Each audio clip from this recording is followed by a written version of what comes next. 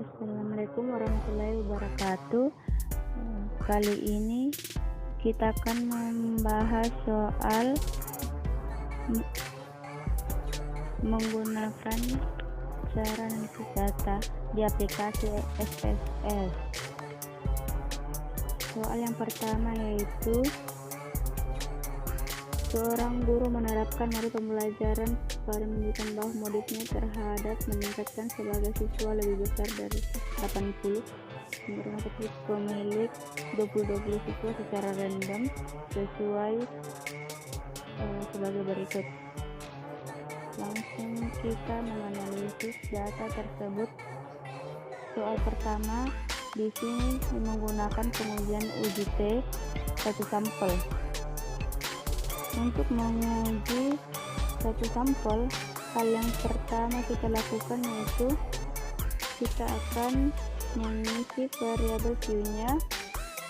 Untuk kita akan menguji uji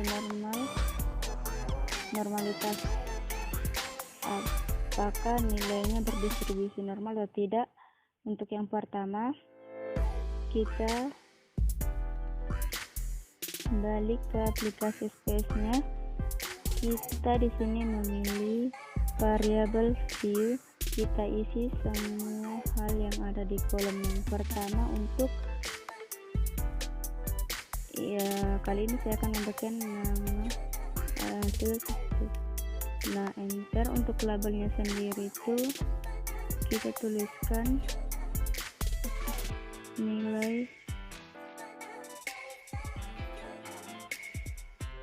Untuk bagian valid controlnya kita tidak usah rubah.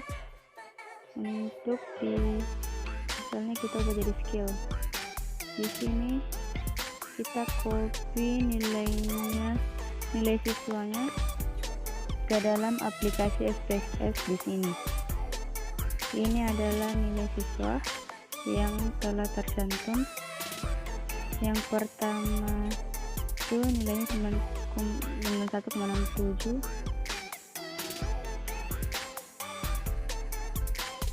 dan selanjutnya karena hal yang pertama kita lakukan sebelum melakukan uji T satu sampel, kita mau mengetahui apakah data ini berdistribusi normal atau tidaknya. Caranya itu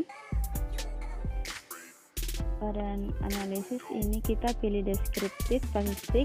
Setelah itu pilih perintah profesi. Tadi ini saja hasil nilai siswanya. Sebelah kiri kita masukkan ke tabel variabel. Kemudian kita memilih, kita centang semua min, median, modus, dan zoom. Untuk description kita centang semua di chart juga. histogramnya kita mau tunjukkan dalam bentuk tentunya oke. Nah, di sini telah muncul frekuensi histogramnya juga, kita bisa lihat berupa kurva histogramnya. Nah, di sini kita akan melihat normal atau tidak. Kita kembali ke analis, ke komponen, deskriptif statistik, kita pilih explore. Ini hasil nilai siswa ini kita pindahkan ke descendant list. Kemudian kita pilih quote, kita centang histogramnya dan normality quote-nya untuk memperlihatkan normalitas dan histogram. Setelah itu akan muncul hasil dari explore tersebut. Mengetahui apakah data kita ini normal atau tidak, kita bisa melihat test of normality-nya. Ada tabel di signifikannya, sig atau signifikannya.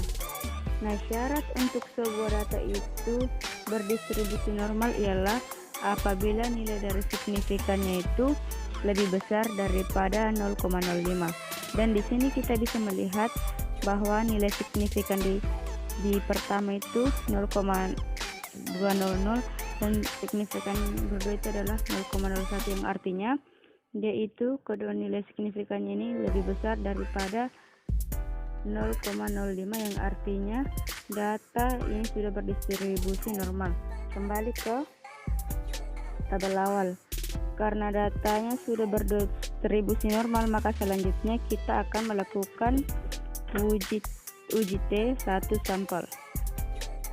Caranya yaitu kita pada menu data view, kita pilih kemudian analis, kemudian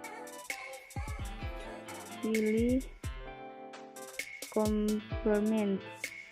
Karena kita akan melakukan satu sampel, maka kita pilih one sample detail.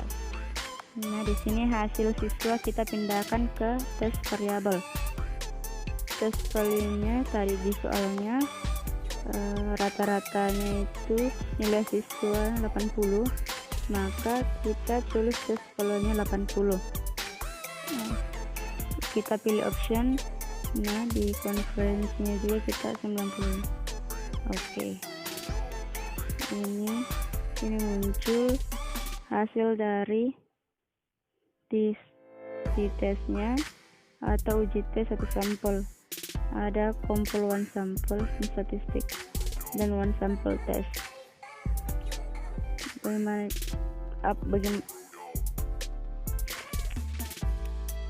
caranya untuk mengetahui data kita itu benar, atau untuk mengetahui hipotesis dari H1 dan H0-nya, kita bisa melihat dari nilai signifikannya dalam kurung.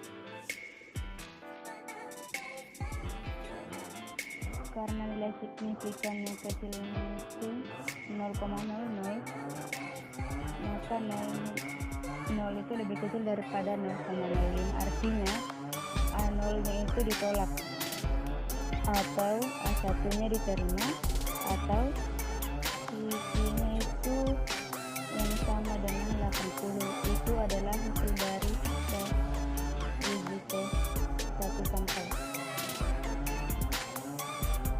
Selanjutnya kita menuju ke yang nomor kedua. Kita diberikan nilai dari situs dan status siswa-siswa.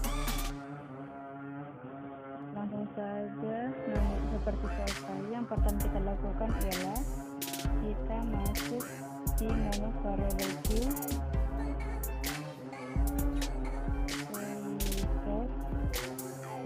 enter, kemudian kita ke label, terus ke labelnya ke tas. Setelah kita tulis, masuk ke data view. Seperti cara kerja soal nomor 1 dalam mengerjakan soal ini, kita mengerjakannya menggunakan uji T berpasangan. Dan kita masuk untuk dimasukkan dulu angka atau nilai dari tes atau post testnya. Kita blok, kita pretest, kita copy paste, kita pretestnya pun kita copy lagi masuk ke post. Sebelum kita melakukan uji T berpasangan, kita mau mengetahui dulu apakah data tersebut sudah berdistribusi normal atau tidak. Kita langsung saja masuk ke descriptive analysis, langsung ke frekuensi, masukkan keduanya, terus ke variabel, kita centang semua, terus size kita centang minimum maksimum, kita centang chart, terus histogram kita mau tampilkan, terus oke. Nah, ini adalah bentuk-bentuknya tadi. Kita masuk kembali, selanjutnya masuk ke analisis lagi, deskriptif statistik, terus ekspor. Di sini post test dan situsnya kita pindahkan dependent list, terus ke plot, tentang histogramnya jangan lupa, terus normality box-nya, terus continue, terus oke. Nah, di sini kita melihat di test of normality-nya ada pretest dan post-testnya. Nah, seperti yang kita ketahui, data yang bernilai distribusinya itu normal ya, apabila besar dari 0,05. Perhatikan nilai signifikan pretest yaitu 0,200 dan 3,0123. Kita ketahui nilai signifikan keduanya ini normal. Nah, untuk post-testnya nilai signifikannya itu 0,04 dan 0,005. Nah, untuk nilai signifikannya yang kedua itu 0,05 yaitu lebih kecil daripada 0,005, yang artinya nilai akibatnya bagaimana cara kita membuat nilai atau data proses ini normal.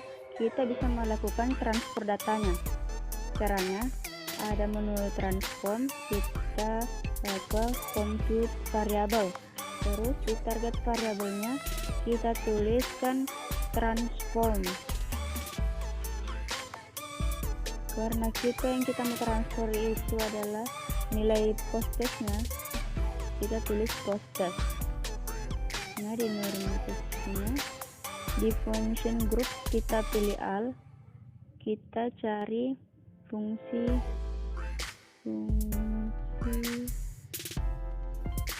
QWERTY. Nah, rumus untuk mengatur SQRT ini atau transfernya itu nilai maksimum dari post-test kurang post-test itu sendiri. Kita mau cari nilai maksimum dari post-test, kita bisa mendapatkan deskriptifnya. Post-test nilai maksimumnya adalah 99,00. Kita masukkan rumus 99,00 kurang nilai dari post-test. Oke. Nah, setelah kita melakukannya, kita kembali ke tahap awal. Kita melakukan cek apakah sudah berdistribusi normal atau tidak. Kita masuk analisis, terus ulang tas sebelumnya, deskriptif, terus explore saja. Di sini ada pretest dan prosesnya kita pindahkan atau meyakinkan lagi. Kita masuk ke analisis deskriptif, statistik, dan frekuensi.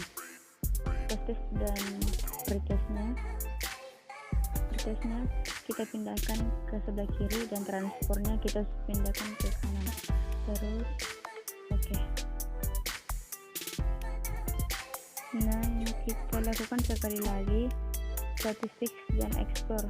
Untuk pretestnya ini dipindahkan, terus transfernya ke masuk ke dependent list. Oke. Nah, ini sudah muncul nilai test of normality-nya. Kita perhatikan bahwa nilai signifikannya lebih besar daripada 0,02,00 dan 5,8. Karena kita sudah membuktikan bahwa data ini distribusi normal, maka kita bisa melanjutkan uji kita, yaitu pada tahap uji T berpasangan. Cara untuk melakukan uji tersebut ialah kita pilih analis, terus kemudian kita pilih conformance, terus karena kita melakukan uji T berpasangan, kita pilih valid sample test.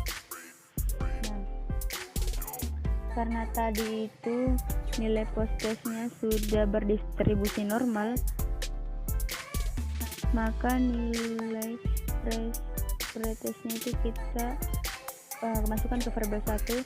Karena post-testnya juga berdistribusi normal dan kita menggunakan transform, maka nilai transformnya kita masukkan ke variabel 2. Oke. Nah, di sini sudah muncul 3 buah tabel tentang analisis yang telah kita lakukan menggunakan SPSS. Nah, Untuk dasar keputusan kita itu untuk mengetahui apakah hak nolnya ditolak atau diterima, hak satunya ditolak atau tidak diterima, ialah kita bisa melihat pada nilai signifikansi tailetnya.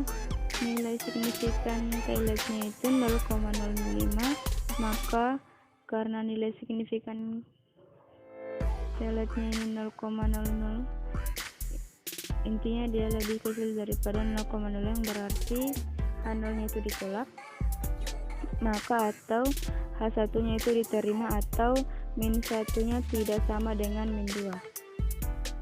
Atau kesimpulannya, karena nilai signifikannya misalnya itu lebih kecil daripada 0,05, maka terdapat sebuah perbedaan yang signifikannya antara hasil belajar pada data pre-test dan post-test menggunakan modul pembelajaran. Nah, itulah cara menganalisis untuk soal nomor 2. Kita lanjut ke soal nomor 3. Nah, di sini nomor 3 kita menggunakan uji perbedaan rata-rata, karena di soal 3 ini kita diperlihatkan dua buah model pembelajaran memiliki nilai hasil belajar yang berbeda-beda, maka kita menggunakan uji perbedaan rata-rata. Dan nantinya kita akan mengetahui model pembelajaran yang mana akan baik digunakan berdasarkan hasil yang diberikannya. Kita menuju ke aplikasi SPS. Yang pertama kita lakukan ialah di sini saya telah membentuk hasil nilainya sesuai dengan apa yang mau dibuat, karena nantinya sebelum kita melakukan uji rata-rata, dahulu kita akan melakukan nilai normalitas dan uji homogenitasnya. Untuk file di Excel ini nantinya kita menggunakan membantu kita dalam melakukan homogen ini nanti. Di sini kita kenal hasil belajarnya dan ada kode modul pembelajarannya, nanti itu kita membantu kita dalam melakukan uji homogenitas. Selanjutnya kita aplikasi SPS. Nah, kita menulis, dan di sini namanya kita akan menuliskan hasil. Pada labelnya kita menuliskan hasil belajar siswa seperti soal tadi. Nah, yang kedua ini kita tuliskan yang namanya model, karena di soal tadi itu menggunakan dua buah model yang menjadi tempat terletak model, dan pada labelnya model pembelajaran. Nah, pada default kita ubah menjadi 1, tabelnya menggunakan model pembelajaran A. Yang kedua itu kita menggunakan label modul pembelajaran B.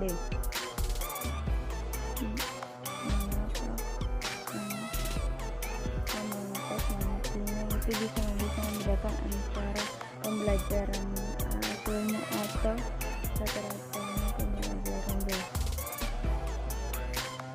Kita tuliskan, kita langsung ke menuju ke data view-nya. Nah, di sini kita itu akan mengambil data yang telah kita buat di Excel. Nah, di sini kita copy semua.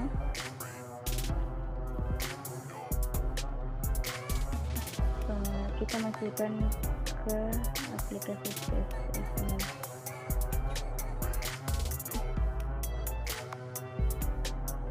Nah, di sini lanjut ke yang berbeda dari sebelumnya. Kita melakukan uji homogenitas, maka datanya itu kita ke bawah. Dan nantinya kalau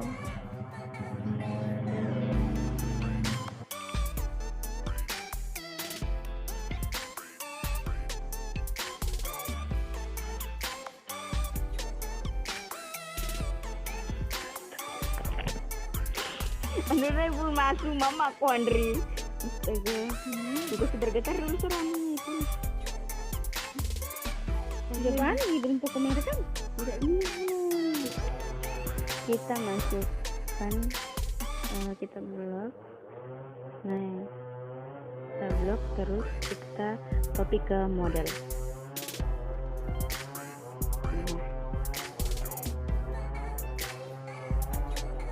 Lagi kita ambil ke model belajarnya, lalu kita masuk. Setelah itu mengatakan sebelum melakukan uji rata-rata lebih terlebih kita akan melakukan uji normalitasnya, uji normalitasnya seperti soal sebelumnya. Kita telah analisis dan statistik, langsung kita explore saja, tidak usah ke frekuensi karena nantinya bakalan sama juga. Jadi kita langsung ke explore hasil pelajaran siswa. Karena data kita itu mau ditekan normal hasil siswanya, maka kita pindahkan ke list. Untuk model pembelajaran tidak usah karena itu berupa data. Kita pilih plot, terus histogramnya centang, normalitinya terus continue. Oke. Nah, di sini sudah muncul test of normality-nya. Kita perhatikan kedua hasil belajar siswa signifikannya itu 2,02 dan 2,04. Itu artinya itu sudah lebih besar daripada 0,05. Berarti di data siswa ini itu sudah normal karena lebih besar dari 0,05. Uji normal, kita lanjut ke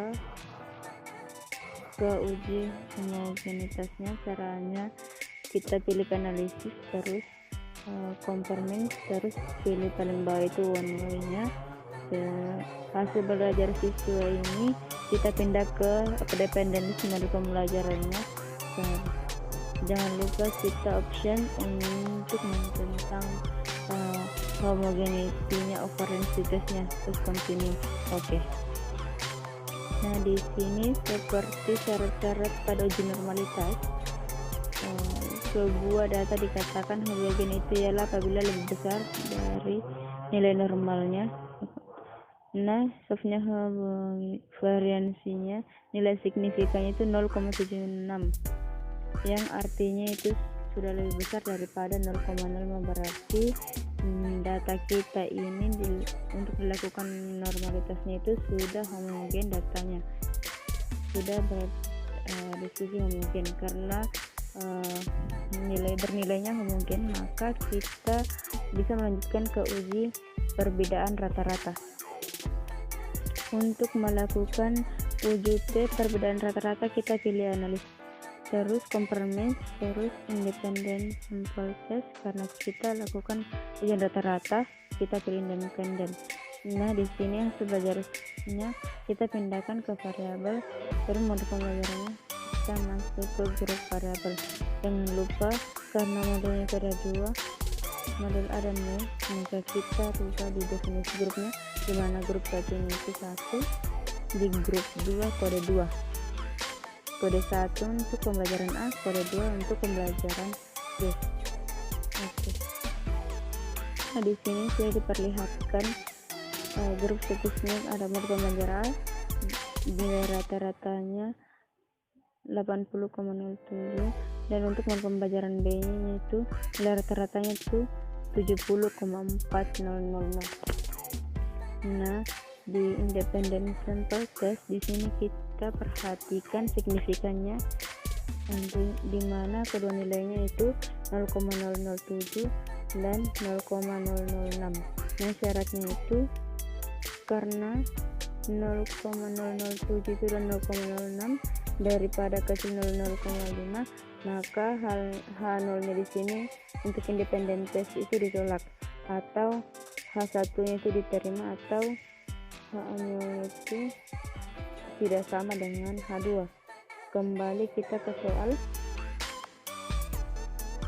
Nah, soalnya itu ditanyakan mana pembelajaran yang lebih baik, maka guru kita berpatokan ke guru statistik, yang mana itu cara untuk pembelajaran yang lebih baik digunakan. Untuk pembelajaran yang baik digunakan, kita melihat ke nilai rata-ratanya saja. Nilai rata-rata yang lebih bagus menurut pembelajaran A, di mana nilai rata-ratanya itu 80,071, sedangkan model pembelajaran B itu 70,400. Jadi kesimpulannya itu model pembelajaran A lebih baik karena nilai rata-ratanya itu lebih bagus, 80,091. Nah, mungkin ini saja cara mengerjakan